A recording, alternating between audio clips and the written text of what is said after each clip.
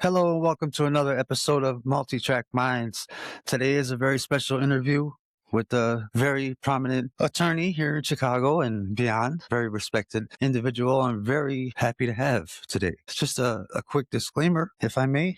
Um, Today's subject is going to be about serial killer John Wayne Gacy. There's a lot of stuff out about him, and a lot of people are fascinated by the story, but I would just like to recognize that this did happen to real people. I live in Chicago all my life.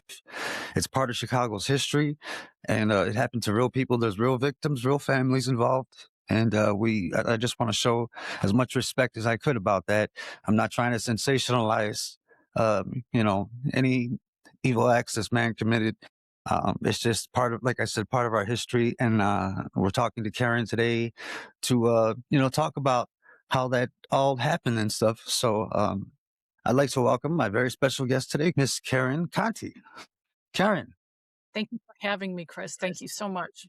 aka Dollface. That's what Casey used to call you, huh? That was your nickname. That was my nickname. It was really something else. Yeah, it was Gacy. Gacy was a character, and I really like the fact that you're making a disclaimer here because for Yes. so many years when I talk about this, I have to be so sensitive because I'm not trying to sensationalize what he did or put him on a pedestal but Right. people are interested, and I do think there's a lot to learn, from an Yeah. experience that I had from the experience that happened in Chicago with him not being apprehended and with the whole death penalty. And a lot of people have a lot to learn about these things, and I'm hoping that this will be educational and entertaining. Yes, absolutely. Yes, you're absolutely right.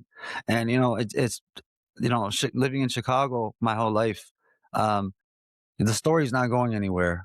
I mean, because everywhere you go, anybody you talk to or mention it to, someone has some kind of connection to it, or knows somebody that knew this person, or I was there when this happened, or it's just something that's around, and it's not going to go anywhere. So we might as well, uh, you know, learn about it and see what we can, prevent in the future for stuff like this happening. So I You're and absolutely right.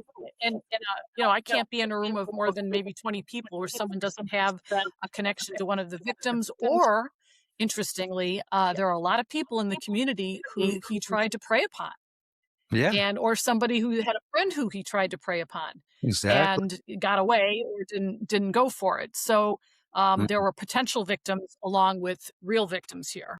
Right. Exactly. The story is not over for sure. Um, we in recent years, I know that Bill Dorsch and Bob Mata Jr. Went into a whole investigation about more possible victims and stuff. I mean, he of course killed more than the 33. And that's something I'd like to ask you about. The number 33. It seems to me like Gacy was proud of that number and had it set kind of with the whole 33 flavors ice cream and everything. I mean, that's what I get out of it. I mean, do you agree with that, or? I don't know if that number had some special meaning for him. I think that he had almost a photographic memory of where those boys were buried. And when he was apprehended, he drew a sketch as to where they all were. And he had a really good recollection as to some of their names, where he met them, what he did with them. And my guess, he ran out of space in his crawl space. He buried some in his driveway, and then he threw some of them in the Des Plaines River, which is, for your out of state listeners, is a river close by that empties into the Mississippi at some point.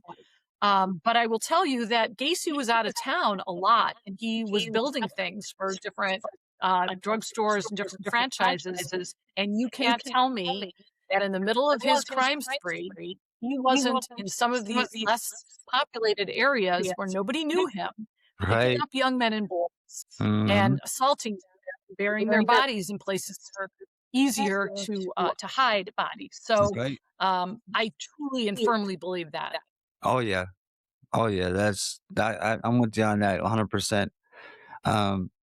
Absolutely. So the way you um, got acquainted with Gacy was through a lawsuit that the prison was trying to sue Gacy for paying for his prison stay, basically. Um, I know that how the story goes, but whatever happened with that case? Well, what happened, yeah, we have a law in Illinois, I think some states have it too, that if you can pay for your incarceration, most prisoners can't, of course. By the time they are in prison, they will run out of whatever money they had. But in Illinois, if you can pay for it, they will sue you for it. And they didn't like Casey for obvious reasons. He was painting, making money. He had a 900 number. He was just incredibly cocky and not at all repentant. And it was a bad reflection on the prison system that he was allowed to do that. But his First Amendment rights are that he gets to do it. So, yeah, they sued him. We ended up settling it. And, we brought up some arguments basically saying, hey, you can't finish this lawsuit if you're going to execute him. So we want to stay in the execution until we resolve this lawsuit. And they basically just said, no, we'd rather execute him. I'm making this a lot shorter than it was, but they Yeah, basically saved it for nothing because they wanted him executed more than they wanted a few $1,000s from him. yeah, yeah. That's so so bizarre. Um, so you accept the case and stuff, and you go to meet him at the prison, and they let you in an area that was full of death row prisoners. It wasn't behind glass or anything, and you got to know him face to face. You got to look in his eyes and see him. Over the years, there's not much footage of him out there. There's the one Robert Ressler interview that's very interesting, and you can get to see what kind of a guy he was in terms of how he spoke and acted, which was frighteningly normal. I mean, the guy, that's one of the most frightening things about him is that he does not look like a serial killer. I mean, the other guys, Ted Bundy, Jeffrey Dahmer, they say that about them too, but I don't believe that. Them guys look like weirdos. Gacy did not. I mean, I got uncles that look like him and talk just like him. You know, and I can see where the manipulation, came in, and how he was able to fool people. But you personally, for being that close to him and everything, but what was your first take on him? I see his stature was small. He had small shoulders, and he was only like 5'9" or so, right? What did you think when you first saw him, in person? Well, growing up, he was the boogeyman. He was the Yeah. guy who your mother told you not to get in the car. He was the one who was the epitome of evil. He was the most prolific serial killer in the world at that time. Right. And so you expect, even though you know that he's not going to look evil and that he's not going to have fangs and he's not going to, pounce on you, that you can't take the two, you can't juxtapose his normal behavior, his normal demeanor, his normal thoughts, his friendly smile, his shaking of your hand. Can't really justify that with knowing in your head what he did. And what he Yeah. did was beyond, evil. It was torture. I mean, he loved to torture and kill people. And you can't you just like he was a compartmentalized human being. He lived this life. He went to church. He mowed the lawns of his neighbors. He had a good business. He paid people. He did this. He did political work. He went to Yeah. church. Did all these things, Yeah. and then he went out and killed people. So he could compartmentalize that evil in him, and it didn't get inflicted on me because I'm not his victim type, of course. And number two, I was a lawyer who was there to try to help him, right? Save his life. So Right. he wasn't going to harm me. No. He might try to Yeah. manipulate me, but Yeah. he was not going to do anything that was going to be make my life difficult. In that he needed me and Yeah. wanted me to do things for him. Right. Right.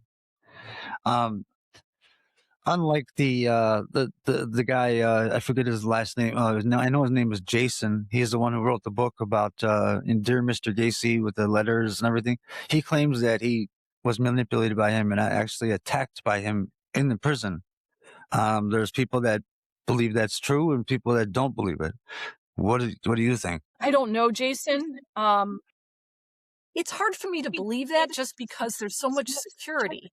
Even though in Yeah. death row in Illinois, you were in the same bullpen with all these serial killers, no plexiglass, like you said, but there was, there were 3 or 4 or 5 guards who were watching what was going on.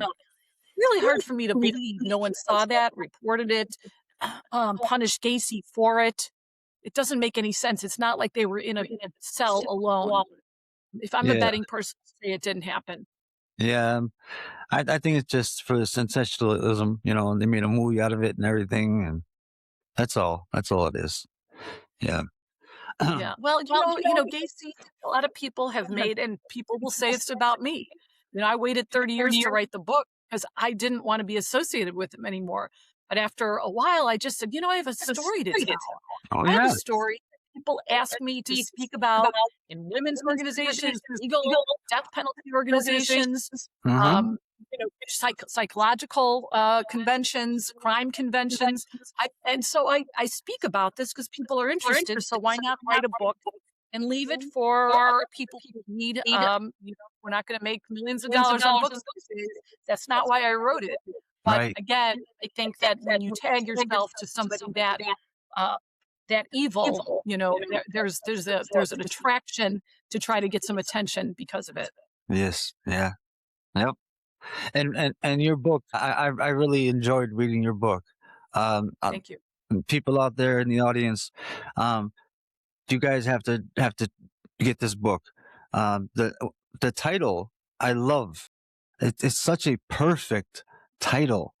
It's titled "Killing Time with John Wayne Gacy," and that's got like double and triple meanings all over the place. I think it's triple. It was really funny because my book agent was like, he's like, what are we gonna call it? And I had some stupid names. He had some stupid names. I literally was having a dream one night during the course of finishing the book, and it was like it came to me in a dream, and I woke up and I wrote it down. So that's how I came to it. Perfect title. Perfect title. But it's also, just, it's not a story just about Gacy.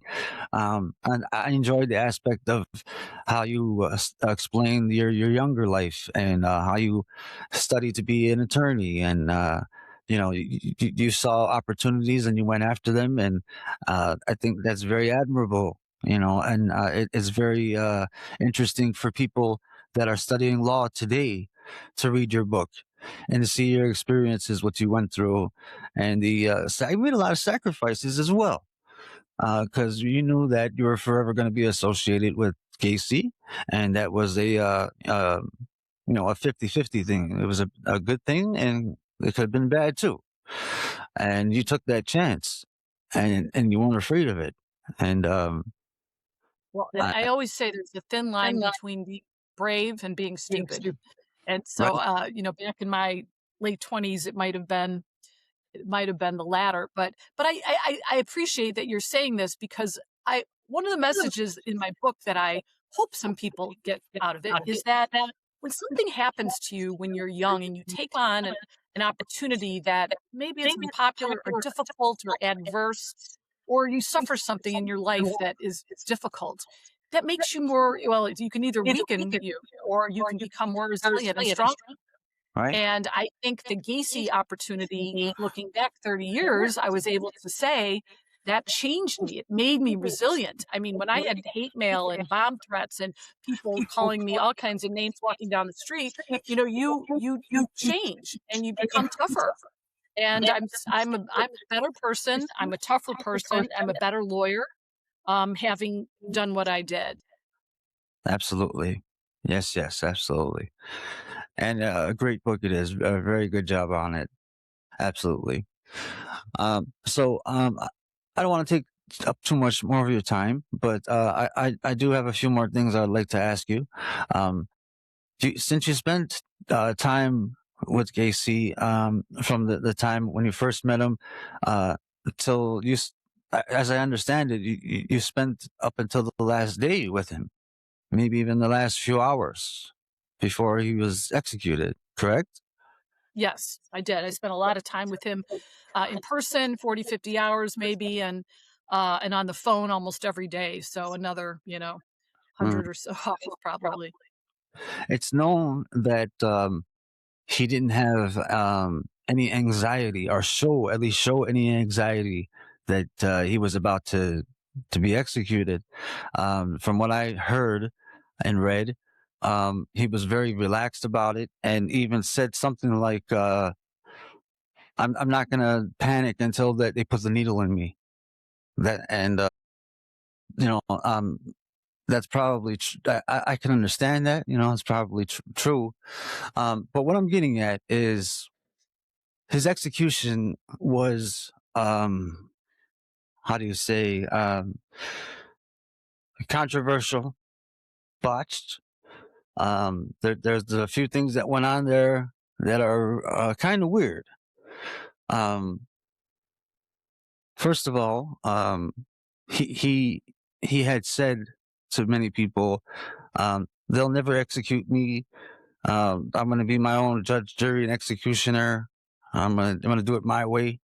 And some people believe that that that is true. That he actually didn't die by the lethal injection. That he had a heart attack on the table while they were putting the needle in, and that's why the curtains closed and everything. And then they came up with the story of the medications got clogged and it got delayed and all that, and it took like 48 minutes or whatever. But if you think about it, let's just say that's true. Let's just say that he held all his anxiety until that last minute, and then when he got on the table, ended up having a massive heart attack. The prison would never admit it. They wouldn't open the curtain and say, "Oh, sorry, we didn't get to execute him. He's dead." So it's very possible that something like that could have happened, and the whole chemical thing was just a cover up. Uh, you have any thoughts on that? Yeah, I really haven't heard that urban legend, but at first it's possible. And, you have to remember doctors and nurses cannot and could not participate in an execution because they have the Hippocratic oath to do no harm. Right. So, because you are having people who don't know how to give injections, injecting someone with poison into veins that are probably cold and hard because it's cold in the chamber, and also when you get nervous your veins, I guess, tend to constrict, and so you have all these bad things going on. And the machine that was devised by a person who was not a medical doctor, nor was he an engineer. He was actually a Holocaust revisionist, so he was kind of a kook. So these machines all over the country regularly clog and don't work, and no one seems to care. But these people generally, they just go to that. The first drug makes them kind of stop having any muscle movements.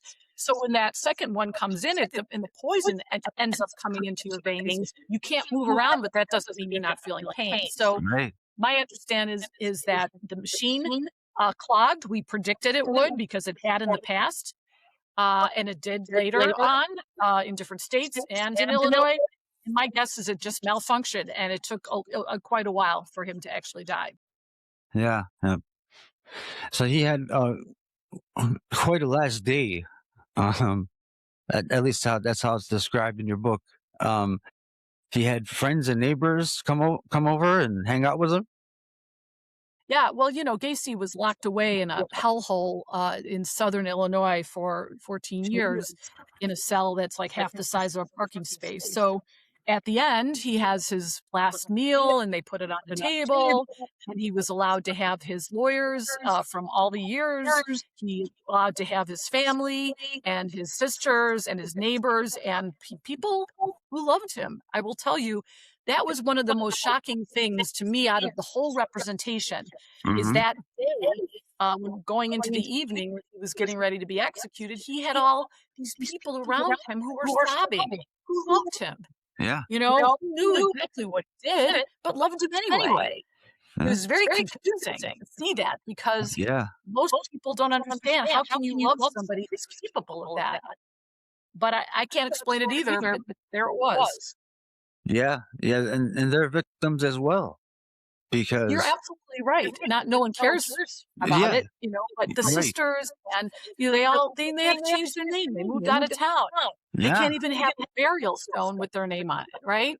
So, and I think that is an unfair, I say, and there's guilt too. At Yeah. least one of the sisters who I friends with over the years, people say you must have known. You could have stopped Gacy's dad from beating him, or she's like, she had no clue. She said, if I didn't see that he had confessed to the crime, I would be denying it to this day Right. because he was a good brother. He was a Yeah. nice man. He was kind to animals. He was good to people. Right. Yeah. Here he was It's doing her these things. brother. So that's guilt. Yeah. Yep. Well, I think the ones who do have the guilt, if there's anyone to blame, I think it's the Chicago PD, because they had a 10-year period there where he came to Chicago, paroled from Iowa, and he was, doing a lot of bad things. He was out there hurting a lot of people and doing a lot of bad things. And, he was on the radar. His name came across their desk and they didn't do nothing, I agree with you that he should have been apprehended sooner. I mean, there were victims that came running out of his house, who are permanently damaged in their body parts because Yeah. of what he did. And they, the police looked at it as a gay spat. So we're going to ignore it. Or kids would go work for him and disappear. And he'd be like, I don't know, they're just runaways, I just, Yeah. But few things that I think, Chris, we need to really say now is that it was a different time. Even the police districts within Chicago, there was no computer. So if there are papers here saying this kid goes missing and this kid goes missing in this district, there's no talking. There's no cross-pollination, if you will. So if there was a pattern there, I can see why it wasn't detected. I also think people didn't know about predators like Gacy as we do now. Now we know, like the Long Island serial killer who just pled guilty, an architect, very much like Gacy, had a family, was doing this for years, a lot of sex workers. And, the idea is that he can get away with it because he's normal. And I don't think we knew all of that back then. And again, we don't have cameras and we don't have cell phones and we don't have all these other things that surely would have led the police to his door a lot sooner. Yes. Yep. And it's definitely was a different time, a different era. And I think the saddest thing about it is the whole gay thing. I mean, the way that people looked at being gay in the 40s, 50s, 60s, and well into the 70s when this happened, people were so freaked out about that, including Gacy himself. I mean, that was the whole problem, is that he didn't want people to think he was gay, or he didn't want someone to know that he was, involved with males and all that. And that was the whole thing. That's why I believe that's why he ended up killing these boys, for hush hush and stuff like that. It was, a bad, how do you say, I was a bad thing back in that day, and a lot of people probably got killed over that.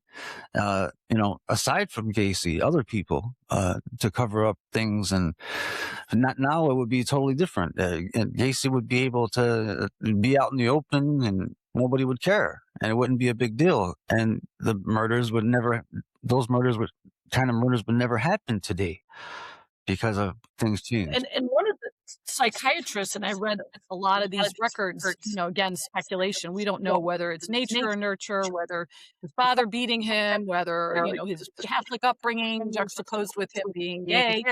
But one psychiatrist posited that he was killing himself over and over again. He hated being gay. He hated the stigma. He hated the fact that his father called him all kinds of names, and you fill in the blank, and that his father died while he was in prison for sodomy and hurting a boy in Iowa. Right. So I think that guilt and that feeling of just wanting to kill that part he didn't like, I think that makes as much sense as anything else to explain how a person can do what he did. Yeah. Absolutely. And it's just a shame. And it's a good thing that the world has changed now, and people know they don't have to be so freaked out about who you are. We're all different people, and we're all human. So that's a good thing.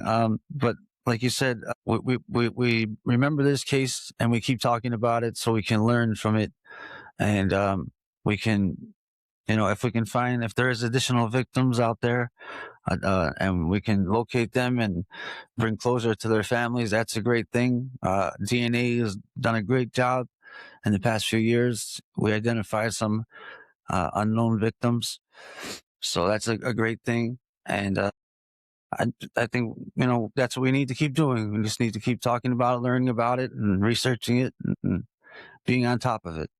It can't be like the old days and just say, "Yeah, that's a bunch of whatever," bunch of bull or whatever. So.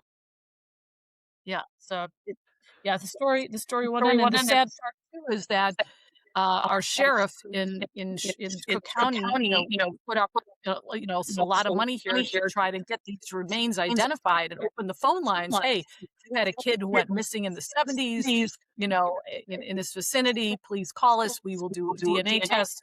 And still, Sheriff Dart, who's a good man, said there are probably still some families who don't want to come forward because maybe they knew their son was gay or was a sex worker and didn't Yeah. want the stigma even now to be some resolution of their loved one's death. So, the stigma continues, even though you're right, it's so much better now.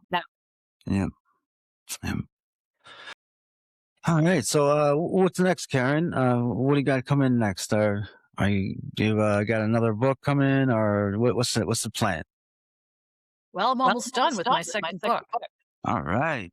and this one's fiction, which was a whole different way of writing, and I'm really enjoying it. And it has to do with the law. It has to do with crimes committed against women, in particular, has to do with people coming from different countries, and it's been just a joy writing it. It's having a little life going on in your head. So I do my 8-10 hours of work as a lawyer, do my media appearances, all the stuff I do. And then I have this time that I set aside to go into my world of characters who I created and who basically are telling me what to do with my book, which is really neat. Wow, that's great. That's great. Have you come up with a title yet? Yes, it's called Right to Remain. Right to Remain. So there's ideas of two of my characters come from different countries, one from Mexico, one from Vietnam, a place that I visited and really took a real liking to. And so they come here as immigrants and they want to stay here. But there's also the right to remain silent part of it. That's again a double entendre. So I think coming together nicely, and hopefully we'll get this published in the next year. All right. When you're ready to make the movie, you let me know. All right, we'll do that. I want a cameo. I think I deserve a cameo. Absolutely. Absolutely. All right, folks, you heard it here first. Karen, we'd like to thank you for coming on today. It was an honor to talk to you. Pleasure to meet you. And I hope we can do this again sometime. Maybe when we get some developments or something. Thank you so much, Chris, and thank you for having me on and also for reading my book. And if you guys want to read my book and send me an email, it can be hateful if you want, but you can tell me, what you think of it, because I'm finding that is very interesting from all over the world, people weighing in about what I said and challenging me, and I'm really enjoying it. Yeah, there's no such thing as bad press, right? Guess not. Okay, well, ladies and gentlemen, you can get Karen's book, Killing Time with John Wayne Gacy, on Amazon. Yes. And anywhere else you get books? Anywhere else you get books. All right. I saw one at the Goodwill the other day. Oh, yeah. I So I got. made it to Goodwill. So, you made it when you got your book in Goodwill. That's right. That's right. Also on Audible too. If you, it's available on there. That's where I got it from. Um, and Karen actually narrates it herself. Yes. Yes. That was a nice little treat. I had to audition to get the right to narrate my No audiobook. way. Really? Yeah. Yeah. To the But that was publishers? fun. It was fun. And, I didn't want to do it at first because I thought, get somebody who's got a better voice or something. But I think because it's a memoir and because it's all my experiences, Yes. I needed to be the one to say it. Yeah. Yes. It was the right move.